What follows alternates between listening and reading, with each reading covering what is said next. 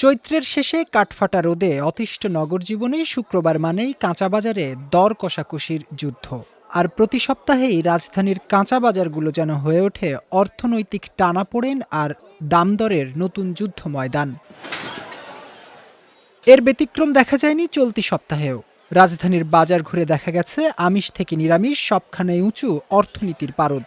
মাংসের বাজারের উত্তাপ থেকে বাঁচতে সবজি বাজারে গিয়েও স্বস্তি পাচ্ছেন না নিম্ন ও মধ্যম আয়ের ক্রেতারা। তারা বলছেন সপ্তাহান্তে সবজি ভেদে 10 থেকে 30 টাকা পর্যন্ত বেড়েছে দাম। দাম তো ঊর্ধ্বগতি, এখনো তো দাম কমতেছে না, সাধ্যের বাইরে চলে যাচ্ছে দিন দিন। আমরা তো আশা করতেছি যে কমবে, আস্তে আস্তে একটা স্থিতিশীল অবস্থায় আসবে, কিন্তু আমরা আসলে সেই ফল পাচ্ছি না। ভবিষ্যতে কি হবে আল্লাহ ভালো জানে। যদিও আমাদের জন্য এটা একটু বেশি হয়, কিন্তু আমরা সবসময় আশা করি যে একটু কম হলে মনে হয় ভালো হয়, কিন্তু আসলে কম কখনোই হয় না। এদিকে বাজার দর ঊর্ধ্বমুখী হওয়ার ঘটনা প্রতি সপ্তাহে অপরিবর্তিত থাকলেও মূল্যবৃদ্ধির পেছনে বিক্রেতারা হাজির করেন নতুন নতুন কারণ। চলতি সপ্তাহে মূল্যবৃদ্ধির জন্য তারা বেছে নিয়েছেন জ্বালানি সংকটের কারণে আমদানি স্বল্পতাকে। মুরগির বাজার ক্রাইসিস, দাম এখন একটু অনেক বেশি, এটা কোম্পানি বাড়ায় দেয়, আমাদের কোনো ফায়দা নেই। আমার 10-15 কেজি লাভ হলে আমরা চালাই।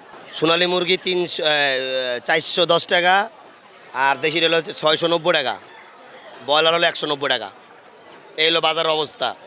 পাবলিক খাই যাচ্ছে, আমরা বেচতেছি। কিছু কিছু মাল আমদানি কমের কারণে দামটা একটু বেশি, আবার তেলের সমস্যার কারণে গাড়ির ভাড়া বেশি, এই জন্য জিনিসপত্রের একটু দাম বাড়ছে।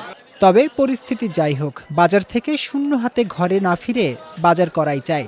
বাধ্য হয়েই তাই কেনাকাটার ফর্দ থেকে অনেক পণ্য ও পরিমাণ কাটছাট করে ঘরে ফিরছেন ক্রেতারা। জাওয়াদ অন্তু, বিজয় টিভি, ঢাকা।